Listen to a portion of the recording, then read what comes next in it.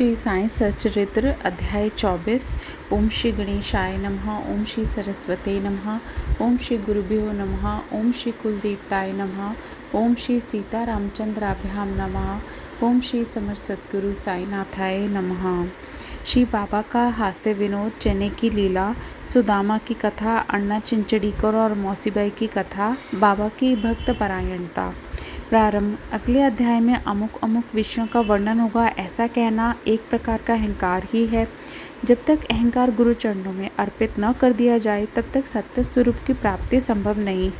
यदि हम निरभिमान हो जाएं तो सफलता प्राप्त होना निश्चित ही है। श्री साईं बाबा की भक्ति करने से ऐहिक तथा आध्यात्मिक दोनों पदार्थों की प्राप्ति होती है और हम अपनी मूल प्रकृति में स्थिरता प्राप्त कर शांति और सुख के अधिकारी बन जाते हैं। अतः मुमुक्षुओं को चाहिए कि वे आदर सहित श्री साईं बाबा की लीलाओं का श्रवण कर उनका मनन करें। यदि वे इसी प्रकार प्रयत्न करते रहेंगे तो उन्हें अपने जीवन ध्येय तथा परमानंद की सहज प्राप्ति हो जाएगी। प्राय सभी लोगों को हास्य प्रिय होता है, परंतु स्वयं हास्य का पात्र कोई नहीं बनना चाहता। इस विषय में बाबा की पद्धति भी विचित्र थी। मनोविनोद जब भावपूर्ण होता तो अति मनोरंजक तथा शिक्षाप्रद होता था। इसलिए भक्तों को यदि स्वयं हास्य का पात्र बनना भी पड़ता था तो उन्हें उसमें कोई आपत्ति न होती थी। श्री हेमांड पंत भी ऐसा एक अपना ही उदाहरण प्रस्तुत करते हैं। चना लीला। शिरडी में बाजार प्रति रविवार को लगता है। निकटवर्ती ग्रामों से लोग आकर वहां रास्तों पर दुकानें लगाते और माल बेचते हैं। मध्याह्न के समय मस्जिद लोगों से ठसाठस भर जाया करती थी, परंतु इतवार के दिन तो लोगों की इतनी अधिक भीड़ होती कि प्राय दम ही घुटने लगता था। ऐसे ही एक रविवार के दिन श्री हेमांड पंत बाबा की चरण सेवा कर रहे थे। श्यामा बाबा के बाईं और वह वामन राव बाबा के दाहिनी ओर थे। इस अवसर पर श्रीमान बूटी साहिब और काका साहिब दीक्षित भी वहाँ उपस्थित थे। तब श्यामा ने हंसकर अन्ना साहिब से कहा कि देखो, तुम्हारे कोट की बाह पर कुछ चने लगे हुए से प्रतीत होते हैं। ऐसा कहकर श्यामा ने उनकी बाह स्पर्श की जहाँ कुछ चने के दाने मिले। जब हेमांड पंत ने अपनी बाई को हुनी सीधी की तो चने के कुछ दाने लुढ़क कर नीचे भी गिर पड़े, जो उपस्थित लोगों ने उठाए। भक्तों को तो हास्य का विषय मिल गया और सभी आश्चर्यचकित होकर भांति भांति के अनुमान लगाने लगे, परंतु कोई भी यह ना जान सका कि ये चने के दाने वहाँ आए कहाँ से और इतने समय तक उसमें कैसे फंसे रहे। इसका संतोषप्रद उत्तर किसी के पास न था, परंतु इस रहस्य का भेद जानने को हर कोई उत्सुक था। तब बाबा कहने लगे कि इन महाशय अन्ना साहेब को एकांत में खाने की बुरी आदत है। आज बाजार का दिन है और ये चने चबाते हुए ही यहाँ आए हैं। मैं तो इनकी आदतों से भली भांति परिचित हूँ और ये चने मेरे कथन के सत्यता के प्रमाण हैं। इसमें आश्चर्य की बात ही क्या है। हेमांड पंत बोले कि बाबा, मुझे कभी भी एकांत में खाने की आदत नहीं है, फिर इस प्रकार मुझ पर दोषारोपण क्यों करते हैं। अभी तक मैंने शिरडी के बाजार के दर्शन भी नहीं किए तथा आज के दिन तो मैं भूलकर भी बाजार नहीं गया। तब उनके खाने की बात तो दूर है, भोजन के समय भी जो मेरे निकट होते हैं उन्हें उनका उचित भाग दिए बिना मैं कभी भोजन ग्रहण नहीं करता। बाबा, तुम्हारा कथन सत्य है, परंतु जब तुम्हारे समीप ही कोई न हो तो तुम या हम कर ही क्या सकते हैं। अच्छा बताओ, क्या भोजन करने से पूर्व तुम्हें कभी मेरी स्मृति भी आती है? क्या मैं सदैव तुम्हारे साथ नहीं हूँ? फिर क्या तुम पहले मुझे अर्पण कर भोजन किया करते हो? शिक्षा। इस घटना द्वारा बाबा क्या शिक्षा प्रदान कर रहे हैं, थोड़ा इस ओर ध्यान देने की आवश्यकता है। इसका सारांश यह है कि इंद्रियां, मन और बुद्धि द्वारा पदार्थों का रसास्वादन करने के पूर्व बाबा का स्मरण करना चाहिए। उनका स्मरण ही अर्पण की एक विधि है। इंद्रियां विषय पदार्थों की चिंता किए बिना कभी नहीं रह सकती। इन पदार्थों को उपभोग से पूर्व ईश्वर अर्पण कर देने से उनकी आसक्ति स्वभावतः नष्ट हो जाती है।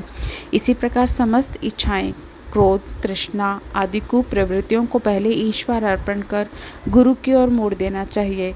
यदि इसका नित्याभ्यास किया जाए तो परमेश्वर तुम्हारी कुप्रवृत्तियों के दमन में सहायक होंगे। विषय के रसास्वादन के पूर्व वहाँ बाबा की उपस्थिति का ध्यान अवश्य रखना चाहिए। तब विषय उपभोग के उपयुक्त है या नहीं, यह प्रश्न उपस्थित हो जाएगा और आचरण में सुधार होगा। इसके फलस्वरूप गुरु प्रेम में वृद्धि होकर शुद्ध ज्ञान की प्राप्ति होगी। जब इस प्रकार ज्ञान की वृद्धि होती है तो दैहिक बुद्धि नष्ट हो चैतन्य घन में लीन हो जाती है। वस्तुतः गुरु और ईश्वर में कोई पृथकत्व नहीं है, और जो उन्हें भिन्न समझता है वह तो निरा अज्ञानी है तथा उसे ईश्वर दर्शन होना भी दुर्लभ है। इसलिए समस्त भेदभाव को भूलकर गुरु और ईश्वर को अभिन्न समझना चाहिए। इस प्रकार गुरु सेवा करने से ईश्वर कृपा प्राप्त होना निश्चित ही है, और तभी वे हमारा चित्त शुद्ध कर हमें आत्मानुभूति प्रदान करेंगे। सारांश यह है कि ईश्वर और गुरु को पहले अर्पण किए बिना हमें किसी भी इंद्रिय ग्राह्य विषय का रसास्वादन न करना चाहिए। इस प्रकार अभ्यास करने से भक्ति में उत्तरोत्तर वृद्धि होगी। फिर श्री साईं बाबा की मनोहर सगुण मूर्ति सदैव आंखों के सम्मुख रहेगी, जिससे भक्ति, वैराग्य और मोक्ष की प्राप्ति हो जाएगी।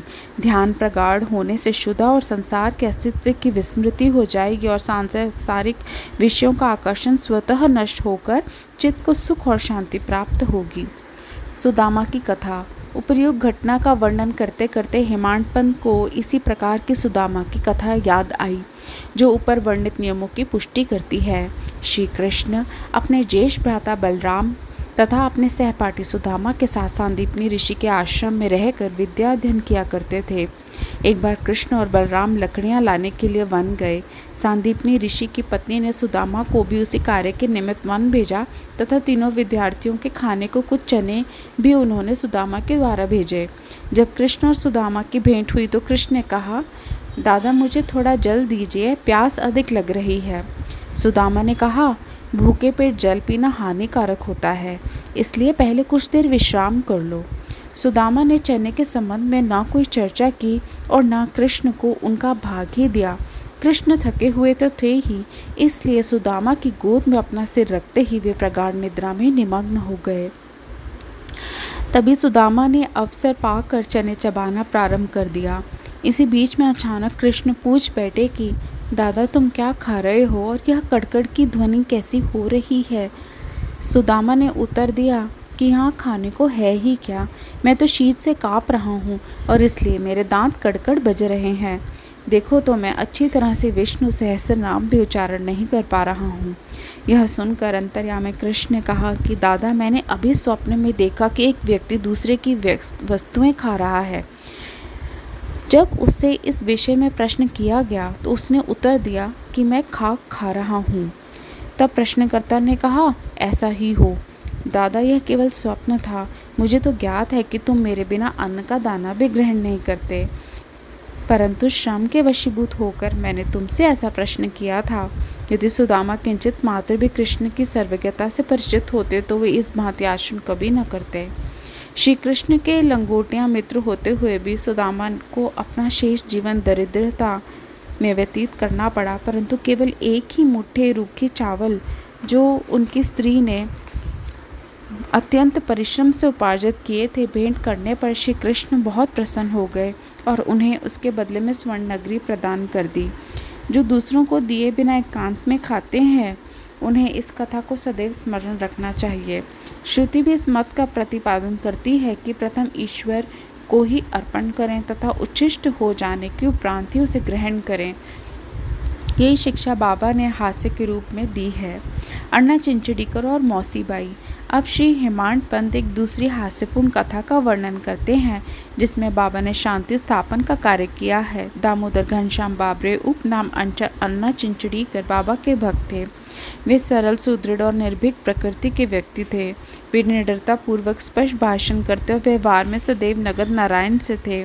यद्यपि व्यवहारिक दृष्टि से वे रूखे और असहिष्णु प्रतीत होते थे, परंतु अंतःकरण से कपटहीन व्यवहार कुशल थे। इसी कारण बाबा उन्हें विशेष प्रेम करते थे। सभी भक्त अपनी अपनी इच्छा अनुसार बाबा के अंग को दबा रहे थे। बाबा का हाथ कठड़े पर रखा हुआ था। दूसरी ओर एक वृद्ध विधवा उनकी सेवा कर रही थी जिनका नाम वेणुबाई कौजलगी था। बाबा उन्हें माँ शब्द से संबोधित करते तथा अन्य लोग उन्हें मौसीबाई कहते थे। वे एक शुभ हृदय की वृद्ध महिला थी। वे उस समय दोनों हाथों की अंगुलियां मिलाकर बाबा के शरीर को मसल रही थी। जब वे बलपूर्वक उनका पेट दबाती तो पेट और पीठ का प्राय एकीकरण हो जाता था। बाबा भी इस दबाव के कारण यहाँ वहाँ सरक रहे थे। अन्ना दूसरी ओर सेवा में व्यस्त थे। मौसी बाई का सिर हाथों के परिचालन क्रिया के साथ नीचे ऊपर हो रहा था। जब इस प्रकार दोनों सेवा में जुटे थे तो अनायास ही मौसी बाई का मुख अन्ना के अति निकट आ गया। मौसी बाई विनोदी प्रकृति की होने के कारण ताना देकर बोली कि यह अन्ना बुरा व्यक्ति है और यह मेरा चुंबन करना चाहता है। इसके केश तो पक गए हैं, परंतु मेरा चुंबन करने में इसे तनिक भी लज्जा नहीं आती। यह सुनकर अन्ना क्रोधित होकर बोले, तुम कहती हो कि मैं एक वृद्ध और बुरा व्यक्ति हूँ। क्या मैं मूर्ख हूँ? तुम खुद ही छेड़खानी कर कर मुझसे झगड़ा कर रही हो। वहाँ उपस्थित सब लोगों इस विवाद का आनंद ले रहे थे। बाबा का स्नेह तो दोनों पर था, इसलिए उन्होंने कुशलतापूर्वक विवाद का निपटारा कर दिया। वे प्रेम पूर्वक बोले, अरे अन्ना, व्यर्थ ही क्यों झगड़ा कर रहे हो? मेरी समझ में नहीं आता कि माँ का चुंबन करने में दोष ही क्या है। बाबा के शब्दों को सुनकर दोनों शांत हो गए और सब उपस्थित लोग जी भरकर ठहाका मारकर बाबा के विनोद का आनंद लेने लगे। बाबा की भक्त परायणता। बाबा भक्तों को उनकी इच्छा अनुसार ही सेवा करने दिया करते थे और इस विषय में किसी प्रकार का हस्तक्षेप उन्हें सहन ना था। एक अन्य अवसर पर मौसी बाई बाबा का पेट बलपूर्वक मसल रही थी, जिसे देखकर दर्शकगण व्यग्र होकर मौसी बाई से कहने लगे कि माँ, कृपा कर धीरे धीरे ही पेट दबाओ। इस प्रकार मसलने से तो बाबा की आंतड़ियाँ और नाड़ियाँ ही टूट जाएंगी। वे इतना कह भी ना पाई थी कि बाबा अपने आसन से तुरंत उठ बैठे और अंगारे के समान लाल आंखें कर क्रोधित हो गए। साहस किसे था जो उन्हें रोके? उन्होंने दोनों हाथों से सटके का एक छोर पकड़ नाभि में लगाया और दूसरा छोर पास वाले खंभे को लगा के उसे पेट से धक्का देने लगे। सटका लगभग 2 या 3 फुट लंबा था। अब ऐसा प्रतीत होने लगा कि वह पेट में छिद्र कर प्रवेश कर जाएगा। लोग भयभीत हो उठे कि अब पेट फटने ही वाला है। अब बाबा अपने स्थान पर दृढ़ हो उसके अत्यंत समीप होते जा रहे थे और प्रतिक्षण पेट फटने की आशंका हो रही थी। सभी किंकर्तव्य विमूढ़ हो रहे थे। वे आश्चर्यचकित और भयभीत हो ऐसे खड़े थे मानो गूंगों का समुदाय हो। यथार्थ में भगवान का संकेत मौसी बाई को केवल इतना ही था कि वे सहज रीति से सेवा शुश्रूषा करें। किसी की इच्छा बाबा को कष्ट पहुंचाने की न थी। भक्तों ने तो यह कार्य केवल सद्भावना से प्रेरित होकर ही किया था, परंतु बाबा तो अपने कार्य में किसी का हस्तक्षेप कण मात्र भी ना होने देना चाहते थे। भक्तों को आश्चर्य हो रहा था कि शुभ भावना से प्रेरित कार्य दुर्गति में परिणत हो गया और वे केवल दर्शक बने रहने के अतिरिक्त कर ही क्या सकते थे।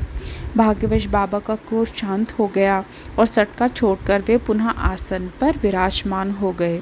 इस घटना से भक्तों ने शिक्षा ग्रहण की कि अब दूसरों के कार्य में कभी भी हस्तक्षेप न करेंगे और सबको उनकी इच्छानुसार ही बाबा की सेवा करने देंगे। केवल बाबा ही सेवा का मूल्य आंकने में समर्थ थे। श्री सद्गुरु साईनाथ अर्पणमस्तु। शुभम भवतु। ओम साईं राम।